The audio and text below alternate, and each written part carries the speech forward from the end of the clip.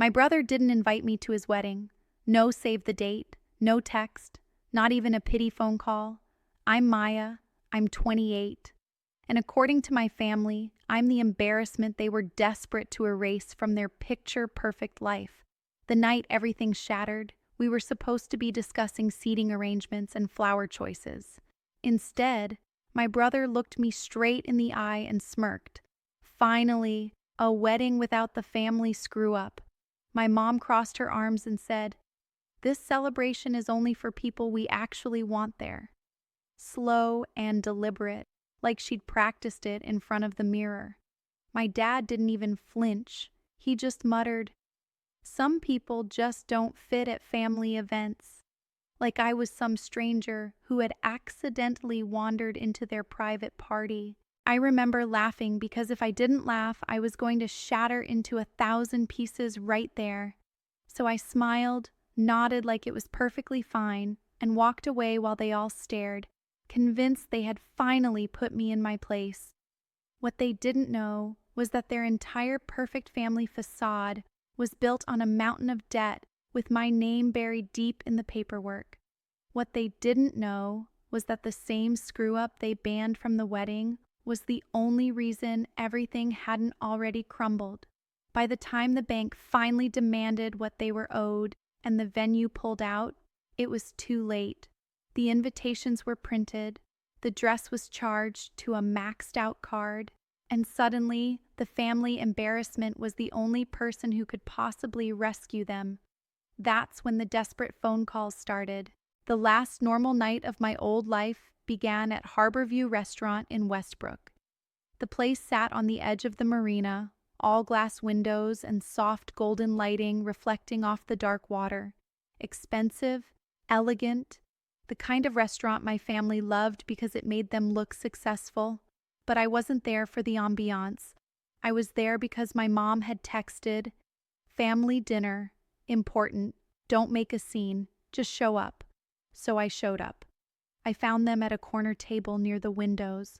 My parents, my brother Ryan, and his fiancée, Melissa, all radiating that smug energy I had grown up suffocating under. "Sit," my mom said like she was commanding a pet. I sat. No hugs, no "how are you?"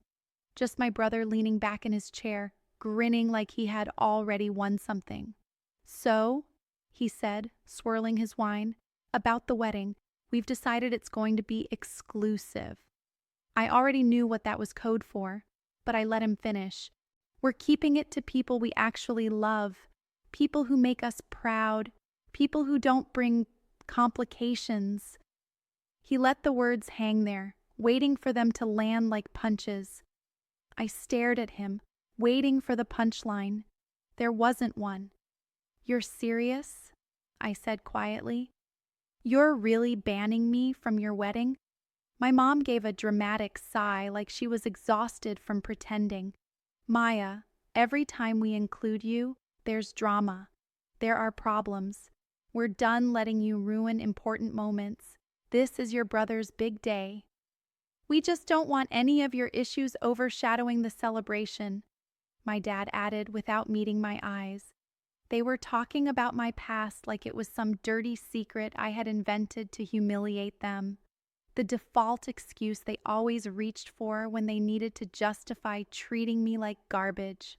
I thought about the years I had spent bailing them out, the credit card they had borrowed and never repaid, the business loan they had begged me to co-sign just for a few months, the debt that somehow had my name plastered all over it when things went sideways.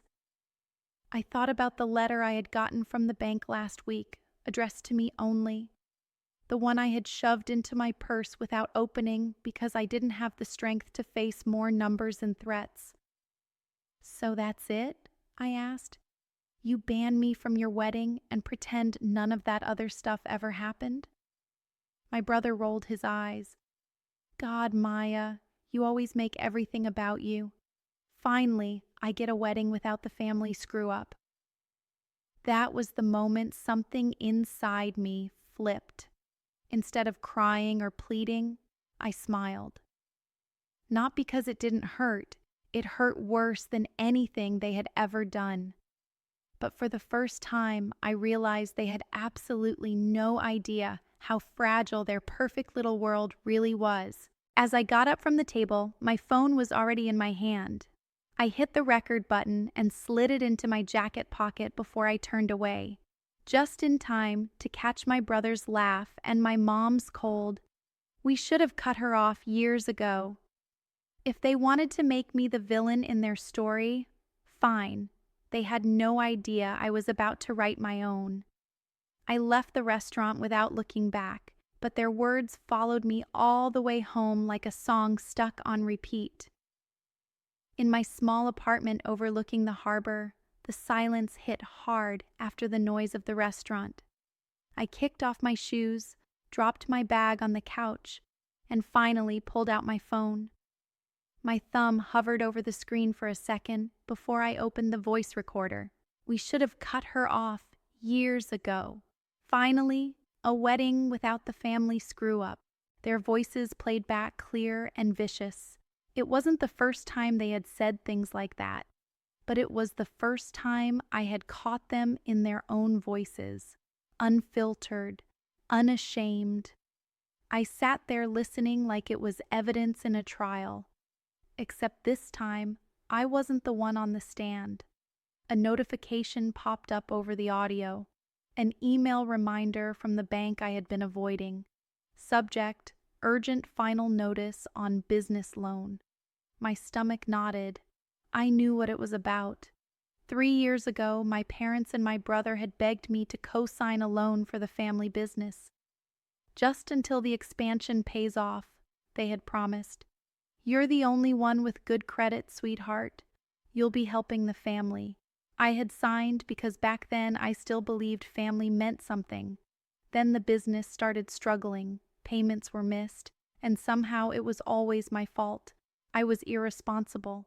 I was bad with money. I was the reason everything was so stressful. Meanwhile, they kept the cars, the house, the vacations. And I got the calls from the bank. That night, still stinging from what they had said at dinner, I finally opened the email. My full name glared at me from the screen, tied to a balance so large it made my pulse spike. They were behind again.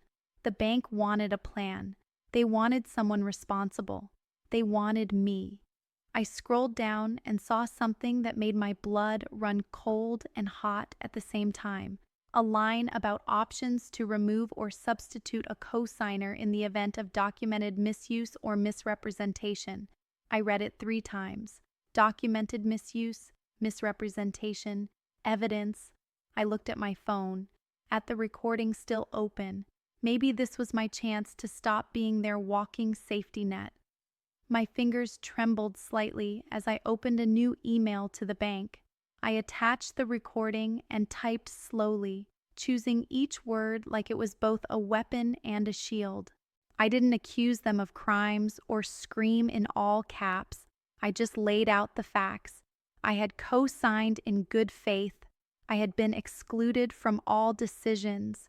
I was being verbally abused for obligations tied to my name, and I was asking formally to be removed and for them to reassess the loan without me.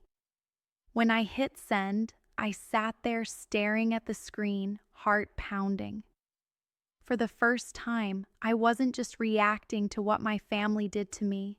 I was making a move they couldn't control. Before I went to bed, I texted the one person who had always been on my side. "Hey, Sophie, I need to get out of here. Road trip this weekend. I'll explain everything." My phone buzzed a minute later.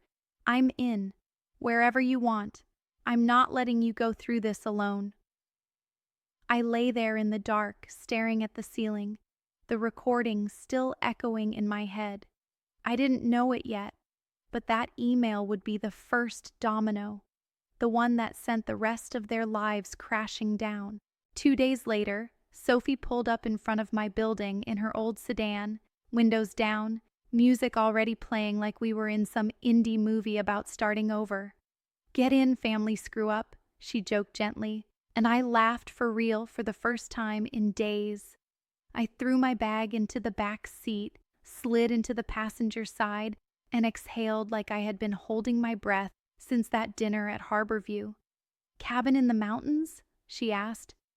"Cabin in the mountains," I confirmed. The plan was simple. Get out of Westbrook, clear my head, figure out what my life looked like if I stopped orbiting around people who treated me like a mistake.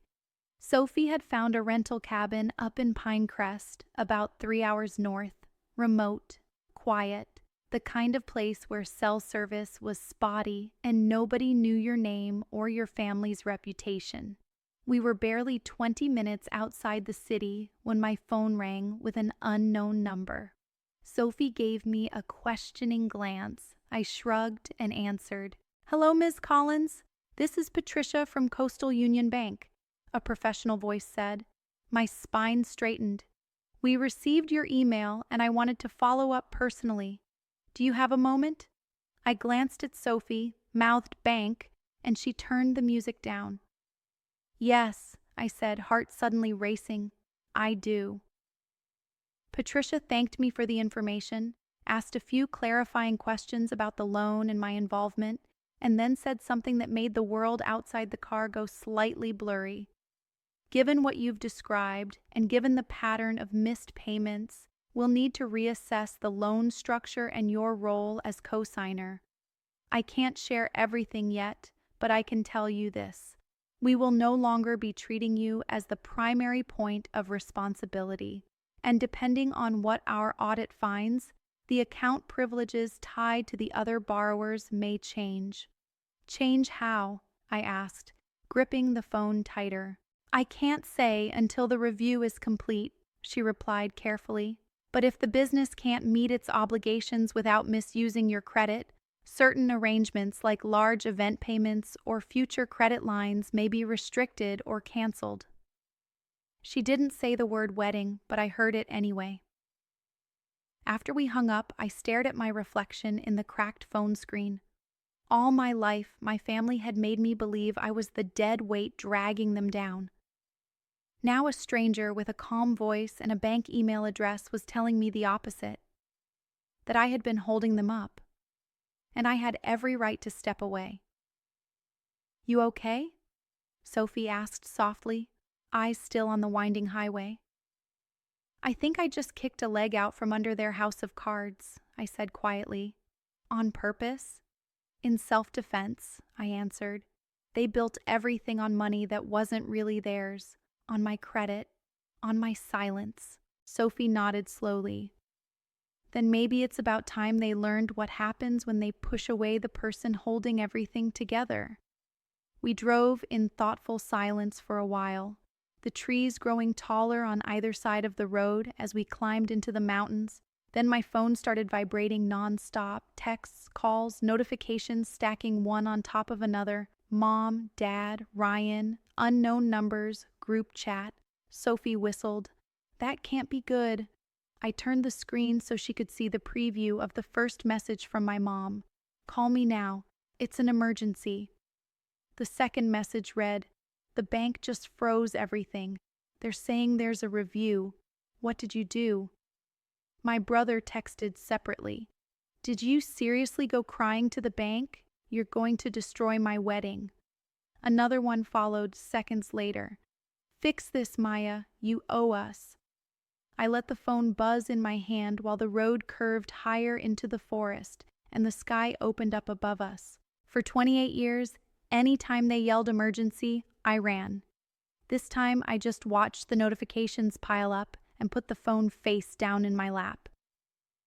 "You don't have to answer," Sophie said. "Not right now, not ever if you don't want to."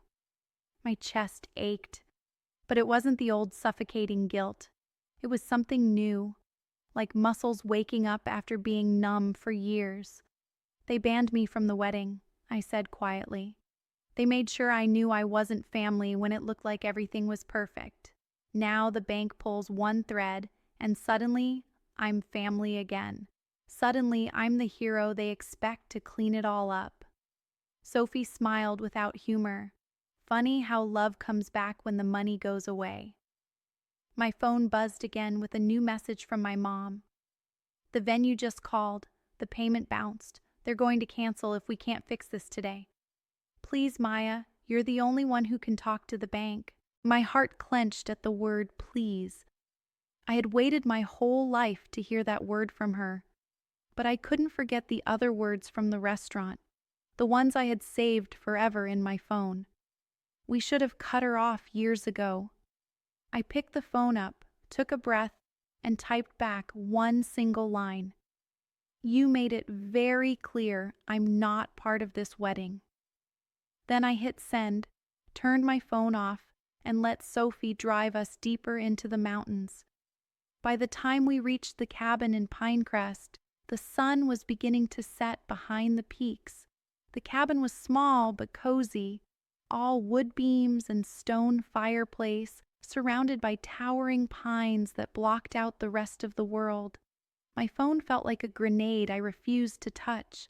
I tossed it onto the worn wooden table inside and focused on breathing, on the smell of pine and wood smoke, on the sound of Sophie banging around in the tiny kitchen like we were just two friends on a normal weekend getaway.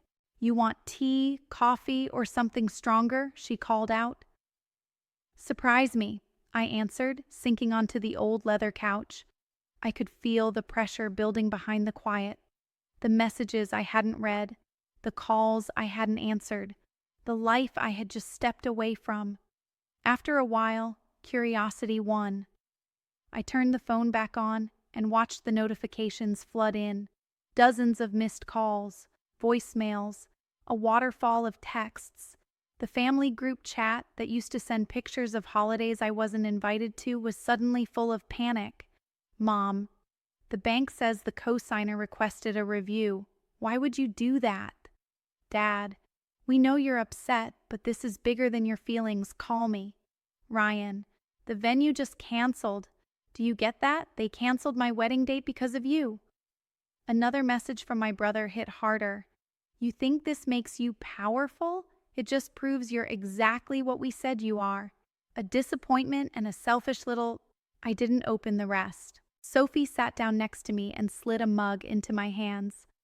Okay, she said gently. What's the damage? I handed her the phone, open to the chat. She scrolled, eyebrows climbing higher with each message. Wow, she muttered. They go from, you're nothing to us, to, you're the only one who can save us pretty fast. That's the part that messes me up, I admitted. They're begging, but the words are still knives. It's like they can't ask for help without cutting me at the same time. She passed the phone back.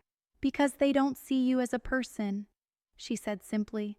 You're a tool, a credit score, a scapegoat, and tools are supposed to work when you pick them up. I swallowed hard. The mug warmed my hands but couldn't touch the cold knot in my chest.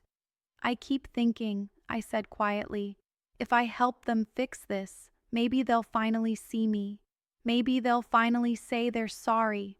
Sophie gave me a look I had seen 100 times, the one that said she understood exactly why I was thinking it and exactly why it was dangerous. They had their chance to see you, she said, at that restaurant, right in your face, and they chose cruelty. Now they're not seeing you, they're seeing what you can do for them. The phone buzzed again with a new voicemail notification. I put it on speaker. My mom's voice filled the cabin, brittle and shaking. Maya, this is your mother. I don't know what you told the bank, but they're reviewing everything and they froze the wedding account. The venue is threatening legal action. The caterer wants their deposit back. Your brother is devastated. Do you understand what you've done? A pause, then softer, almost sweet. We need you to call that woman back and tell her it was a misunderstanding. You can fix this. You owe this family at least that much after everything we've done for you. Then even softer. Please, honey, don't do this to us.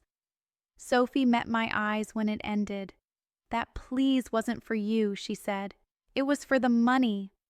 I wanted to argue, but the truth sat there between us, heavy and obvious. If I don't fix it, I murmured, they'll lose everything. The wedding, the business, maybe even the house. If you do fix it, Sophie countered, you'll stay chained to their mess, and they'll keep treating you like trash because there's no reason not to. They get the benefits with none of the consequences. I stared out the window at the dark shapes of the mountains against the stars. So what? I just watch them fall apart after I've spent my whole life trying to keep them standing?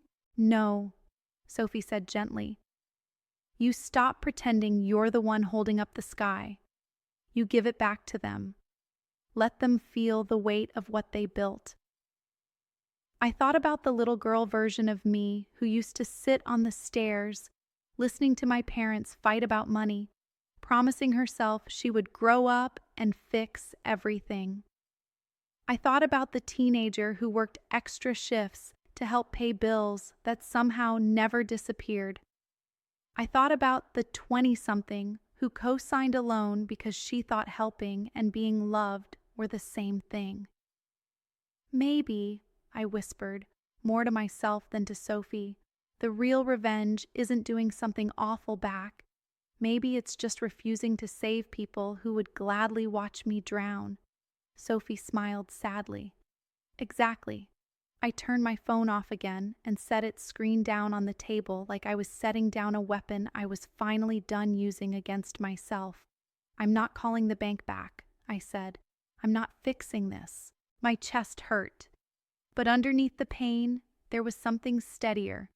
A quiet, solid relief. If they want a life without the family screw-up, they can have it. All of it. Including the bills. The next morning, the cabin was wrapped in mist. The world outside was soft and blurred like someone had painted over the sharp edges. Sophie was still asleep, so I slipped on a sweater and stepped out onto the porch. The air was cold enough to sting, but it felt clean, like it hadn't passed through 1,000 arguments before reaching my lungs. I walked down the narrow trail toward the small creek that ran behind the property, listening to leaves crunch under my boots and my own heartbeat settling into something almost calm. At the water's edge, I finally pulled out my phone again. I didn't turn the service on yet. Instead, I opened my voice recorder and played the clip from the restaurant. My brother's laugh, my mother's flat dismissal, my father's quiet agreement, the people who were probably pacing their living room right now, waiting for me to swoop in and save the day. This is who they are when they think you're powerless, I said out loud, my breath fogging in front of me. This is how they talk when they're sure you'll still show up when they snap. For a second, guilt tried to claw its way back in. Memories of birthday parties, rushed apologies after bad fights, the few soft moments they dangled like proof that things weren't that bad. But every memory of kindness came with a price tag attached, usually with my name on the dotted line. I closed the recorder and finally turned the signal back on. My phone lit up like a storm warning. 57 new messages, 14 voicemails, 3 emails from the bank confirming that the loan was under formal review and that I was no longer responsible for upcoming payments during the investigation. My brother had texted at midnight. They moved our date. The venue booked someone else. I hope you're happy. Then, you did this. You destroyed everything. Then hours later at 3 in the morning, they say if you cooperate, we might get another payment plan. Just call them and fix it. I don't care what you need from us. Just fix it. I stared at that last message for a long time. It was the first time he had admitted needing anything from me without pretending it was my duty. I don't care what you need from us was as close to bargaining as he had ever gotten. For a moment, I imagined answering. A list of conditions, boundaries, real apologies, therapy. My name wiped clean from every loan. A public acknowledgement that I had been used and lied about. But I knew them. They would agree to anything with their backs against the wall, then rewrite history as soon as they could breathe again. If I saved them now, everything would vanish the second they stood back up. I opened a new group message to my parents and my brother. My fingers hovered over the keyboard. When I finally started typing, it was like something inside me clicked into place. I read your messages. I didn't call the bank. I'm not going to. For years, you've used my name, my credit, and my guilt to build a life you were never willing to be honest about. You banned me from the wedding and called me a disappointment to my face. Now that the money is gone, you remember I exist. I will not carry your debt, not the financial one and not the emotional one anymore. I hope you figure it out, but this time you'll do it without me. I attached the recording from the restaurant and hit send. No more, he said, she said. No more pretending things weren't that bad. I had given them their own words, held up like a mirror they couldn't smash. As I slid the phone back into my pocket, a hawk circled overhead, riding the mountain air currents with effortless grace. It didn't care about my family drama. It didn't know about weddings or debt or guilt. It was just a wild thing existing on its own terms. I watched it and realized I had spent my whole life like a bird in a cage someone else built, told I was free while being carefully kept where I was useful. Not anymore, I whispered, more to myself than anything. You can have your chaos. I'll take my life back. The hawk dipped lower, then soared up again and disappeared over the ridge. I stood there a little longer, letting the quiet fill the spaces that used to belong to my family's voices. Then I turned and walked back toward the cabin, lighter than I had felt in years. That night, Sophie and I sat on the cabin porch wrapped in blankets, watching the stars appear one by one through the gaps in the pine trees. I told her about the message I had sent, about the recording I had attached, about the hawk, about the memories that had floated up and finally started to drift away. She listened without interrupting, just nodding, occasionally squeezing my shoulder like she was anchoring me to this new reality. "So that's it?" she asked softly when I finished. "You're done?" I thought about the word done. It sounded final, like slamming a door and never looking back. The truth was messier. "I'm done being their backup plan," I said slowly. "I'm done letting them decide what I owe them. If they ever want a relationship with me, it's going to be on new terms. But fixing this, saving their wedding, carrying their debt, yeah, I'm done with that." My phone buzzed again. I almost ignored it, but something made me look. It was an email from the bank. "Following our review, we have determined that you will be formally removed as co-signer from the referenced loan. You bear no further responsibility for this debt. Please find attached the updated agreement." I stared at the words until they blurred. For the first time since I had signed that stupid paper, my future didn't have a dollar amount hanging over its head. "Well?" Sophie asked. I handed her the phone and she read the email out loud. A grin slowly spread across her face. "Maya," she said, laughing, "you're free." Free. The word hit me harder than any insult my family had ever thrown. Without the debt, a lot of their power vanished. They couldn't threaten my credit. They couldn't guilt-trip me with, "We'll all go under and it'll be your fault." They could still throw words, but they would bounce off a lot easier without numbers attached. Over the next few days, more news trickled in through messages I skimmed but didn't answer. The business couldn't secure a new loan without my name. The bank froze certain accounts pending investigation. The venue refused to hold any new date without proof of funds. Vendors started pulling out one by one. My brother's perfect wedding fell apart piece by piece. Not because I attacked them, but because for once I stepped out of the way and let gravity do its job. One text from a cousin I barely knew almost made me laugh out loud. "Girl, whatever you did, they are losing it over there." Honestly, they had it coming. There was gossip, of course, extended family members whispering about mismanaged money and how they treated Maya. For years, my parents had controlled the narrative, painting me as unstable, dramatic, ungrateful. Now their own behavior was leaking out. Not because I went on some revenge campaign, but because people were watching the fallout and connecting the dots. A week later, my brother finally sent a message that didn't have anger in every line. "They told me you're off the loan," he wrote. "The bank said you were within your rights. So congratulations, I guess. Must feel good." Then after a long pause, "I shouldn't have said what I said at the restaurant. I was stressed. I didn't mean it like that." The old me would have grabbed onto that tiny scrap of apology like it was a lifeline. The new me saw it for what it was: damage control, not repentance. I typed back, "You meant it exactly like that. You just didn't expect consequences." I watched the little typing bubble appear and disappear a few times. Then, "So that's it? You're just going to leave us to drown?" Another message, "People are talking. They think we used you. They think we're monsters." And finally, "If you'd just helped quietly like you always do, none of this would have happened." I took a deep breath and replied, "If you'd treated me like family instead of a walking solution, none of this would have happened either." Then I muted the conversation. No more late-night guilt bombs lighting up my screen. No more being dragged back into a story I was finally rewriting.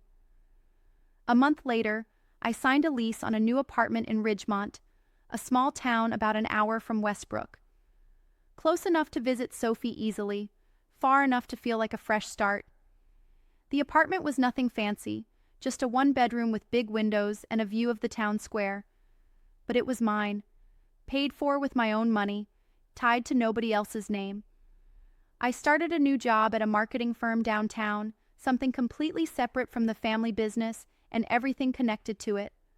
For the first time in years, I was building something that belonged only to me.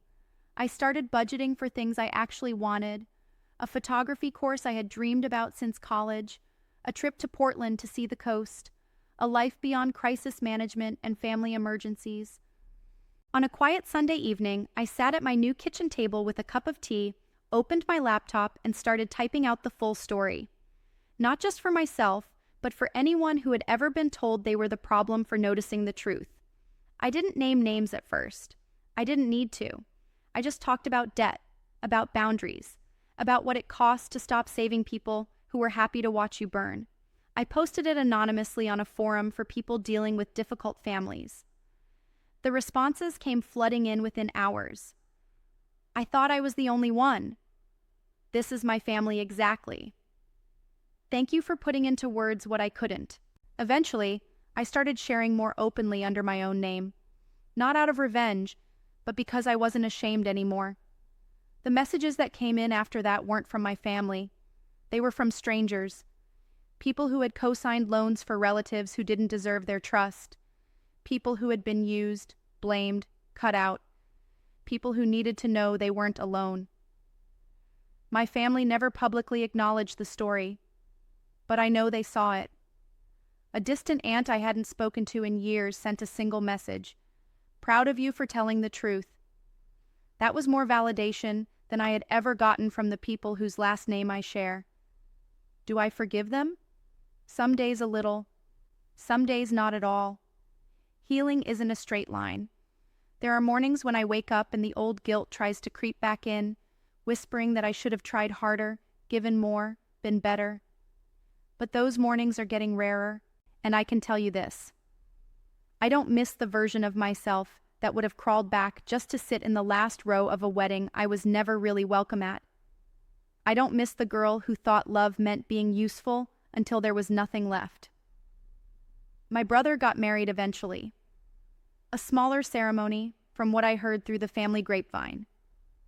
Fewer guests, cheaper venue, no open bar. I wasn't there. I wasn't invited. And for the first time, I was perfectly fine with that, because I finally understood something that took me 28 years to learn.